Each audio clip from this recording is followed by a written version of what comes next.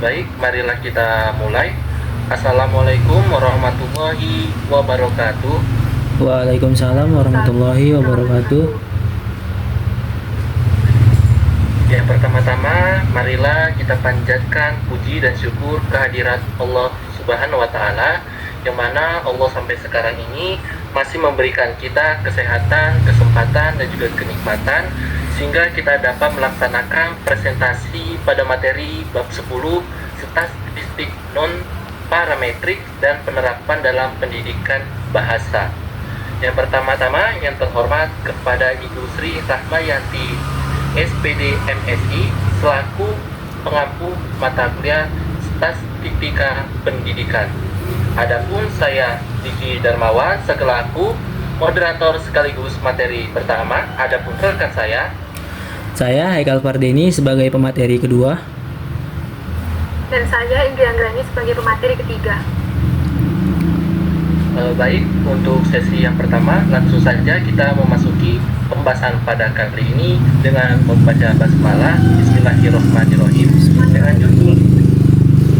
dengan judul statistik non parametrik dan penerapannya dalam pendidikan bahasa dan sastra. Nah, yang pertama tentunya kita memasuki ke dalam suatu definisi. Nah, definisi dari statistik non parametrik itu merupakan suatu metode yang digunakan ketika data yang dikumpulkan tidak memenuhi asumsi distribusi yang bersifat secara normal. Nah, dalam penelitian bahasa dan sastra, seringkali data yang diperoleh berupa penelitian subjektif, peringkat atau data kualitatif yang tidak bisa dianalisis dengan pendekatan secara parametrik. Nah, dalam hal ini kami mengambil contoh, misalnya contoh saat menilai efektivitas suatu metode pembelajaran berdasarkan persepsi siswa. Data yang dikumpulkan biasanya dalam bentuk skala penilaian ordinal, misalnya sangat setuju ataupun sangat setuju, seperti tidak setuju ataupun sangat setuju, seperti itu maksudnya.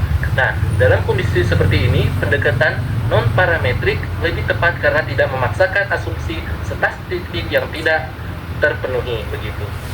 Kemudian kita masuk ke slide selanjutnya. Nah, kita masuk ke dalam pengantar statistik non parametrik. Nah, dalam hal ini statistik non parametrik adalah cabang statistik yang mana ia meliputi kepada yang pertama poinnya tidak mengandalkan distribusi data tertentu seperti distribusi bersifat secara normal. Kemudian digunakan untuk data skala ordinal dan nominal. Kemudian cocok untuk sampel kecil atau data yang tidak bersifat secara homogen.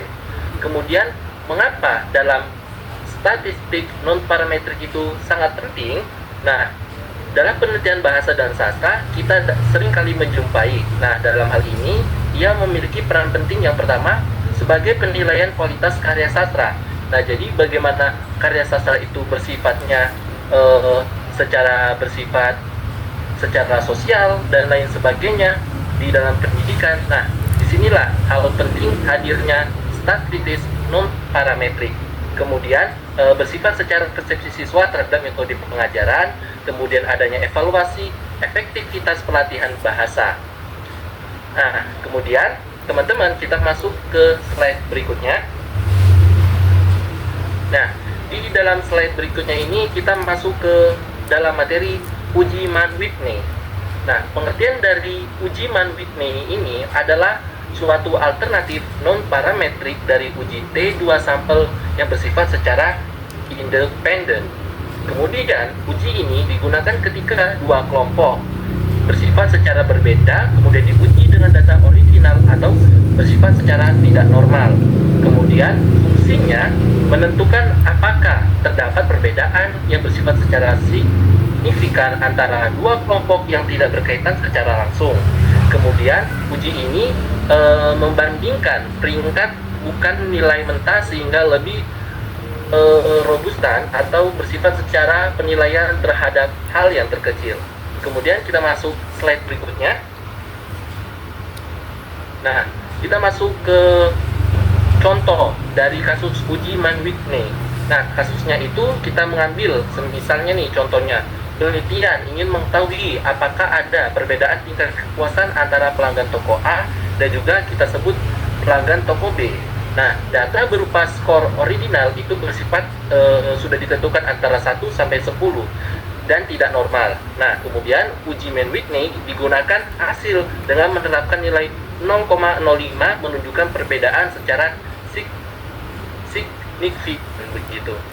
Baik, untuk selanjutnya akan disampaikan kepada rekan saya, kepada Haikal Pardeni, dipersilakan.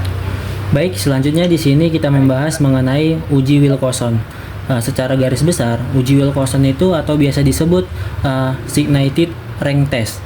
Ini biasa digunakan untuk membandingkan dua pengukuran yang membandingkan dua pengukuran yang membandingkan pasangan dari kelompok yang sama.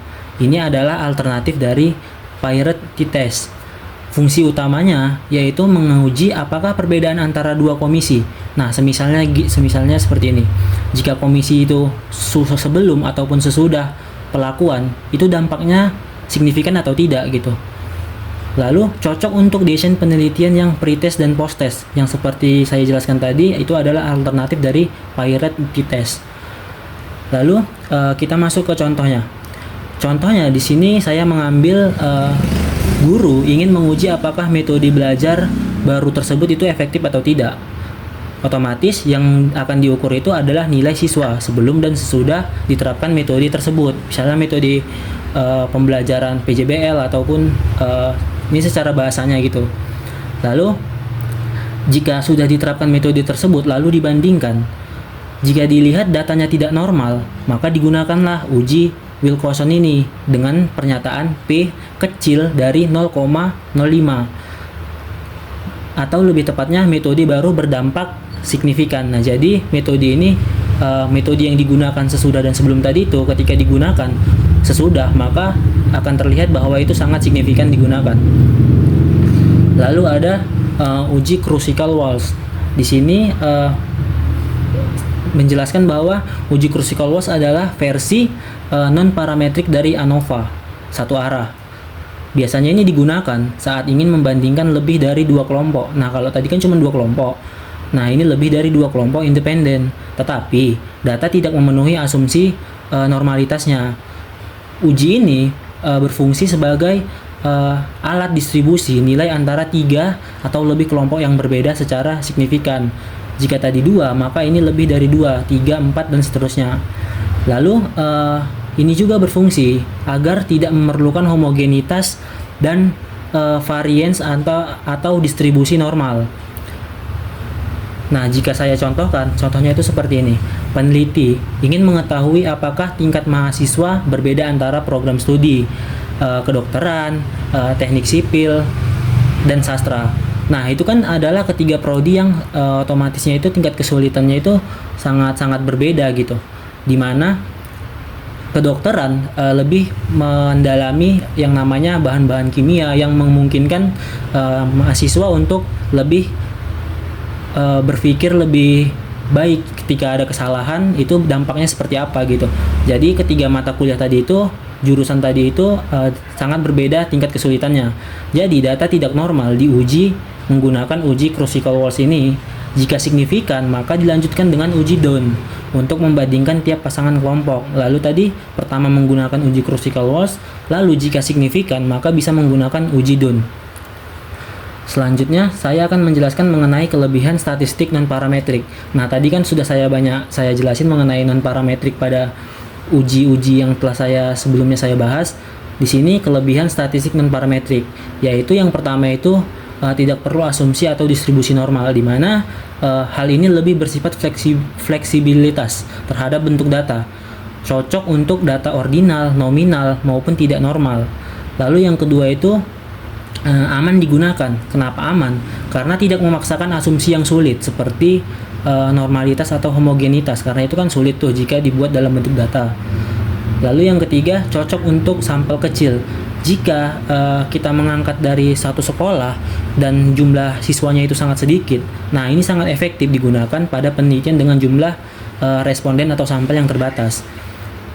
Dan yang terakhir itu mudah diterapkan dan kuat terhadap penelitian. Kenapa? Tidak memerlukan pengolahan data yang kompleks.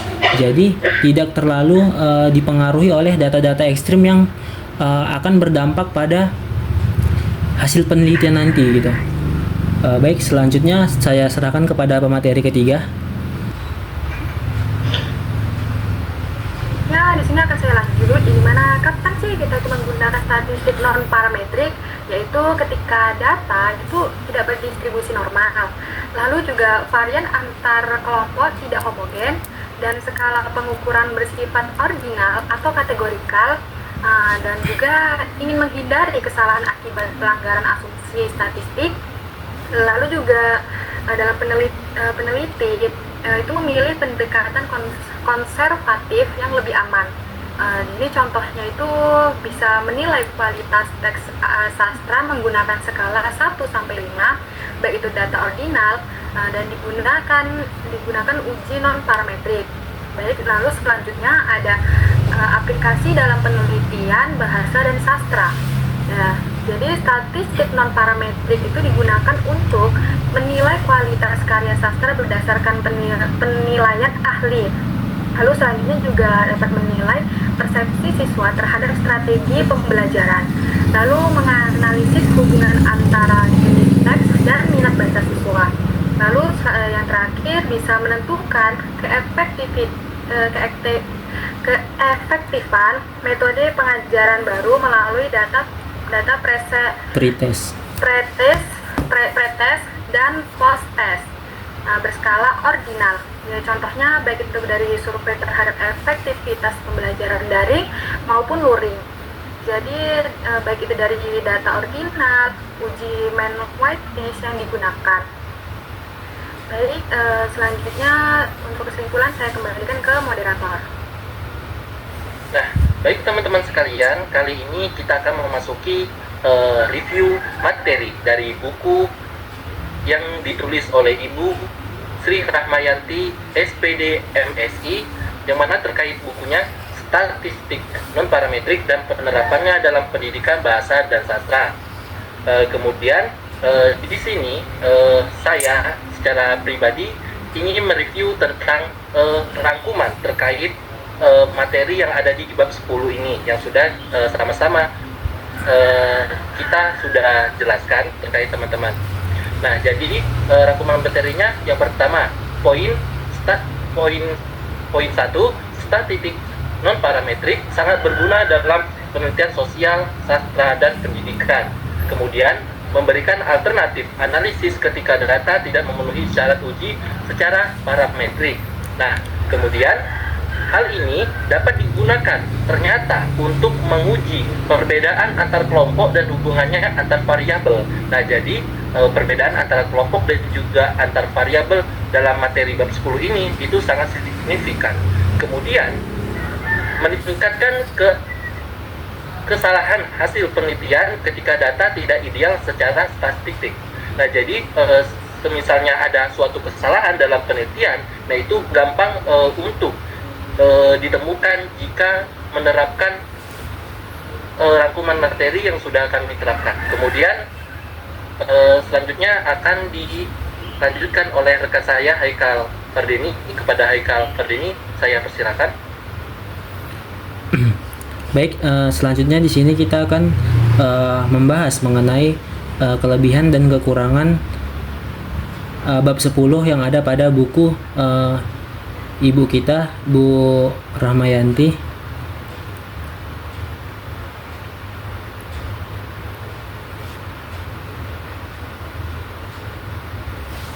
Ya. Baik, saya akan melanjutkan dari Diki. Di sini saya akan membahas mengenai kelebihan, kekurangan, dan penilaian secara keseluruhan. Di sini yang pertama itu ada kelebihan. Dokumen ini menyajikan penjelasan sudah sangat cukup komprehensif mengenai statistik non-parametrik sendiri. Tadi kan karena di materi-materi sebelumnya banyak membahas mengenai statistik non-parametrik, khususnya dalam konteks pendidikan bahasa dan sastra bahasa Indonesia itu sendiri. Jadi setiap jenis uji, maupun itu uji Mann-Whitney, Will Quotient, crucial-wise itu sudah sangat dijelaskan dengan baik karena di dalamnya sudah mencakup fungsi, bahkan mengenai kondisi penggunaan dan penerapannya di lingkungan sekitar, serta dilengkapi dengan contoh aplikasi yang konkret yang relevan seperti yang sudah saya jelaskan dari beberapa penelitian uji tes sebelumnya. Itu kan sudah beserta contoh. Nah, hal ini membuat materi ini lebih mudah dipahami oleh pembaca, sekaligus itu walaupun bukan hanya tingkat mahasiswa, mungkin tingkat SMA SMK itu sudah bisa memahami apa yang dimaksudkan pada bab ini gitu, karena pembaca itu bisa memahami sekaligus masih awam.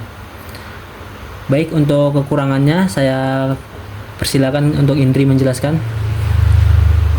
Baik, di sini saya akan menjelaskan tentang kekurangan yang terdapat di dalam bab 10 yang sudah kami paparkan materinya tadi. Nah, yang dimana kekurangan itu yang terdapat dalam materi dalam dokumen ini itu sebenarnya cukup lengkap ya, sudahan. Namun penjelasannya itu pada beberapa bagian itu terasa berulang, terutama saat membahas jenis-jenis uji statistik non-parametrik. Nah, lalu selain itu juga tidak ada itu visualisasi data seperti tabel atau diagram yang dapat membantu pembaca itu memahami perbedaan antara uji secara lebih jelas lagi. Lalu juga dalam beberapa istilah statistik itu juga dijelaskan secara teknis tanpa menyederhanakan lagi bahasan tersebut gitu, sehingga mungkin kurang mudah dipahami oleh pembaca yang belum familiar dengan konsep statistik tersebut gitu. Baik, selanjutnya untuk di bagian saran-saran akan saya kembalikan ke moderator. Baik, jadi setelah sudah disampaikan review materi dari saya, dari rangkuman, kemudian kekurangan dan juga kelebihan terkait buku yang sudah ditulis oleh Ibu Sri Ramayanti. Nah, saya di sini akan memberikan suatu saran pengembangan terkait buku yang sudah sama-sama materinya kita bahas.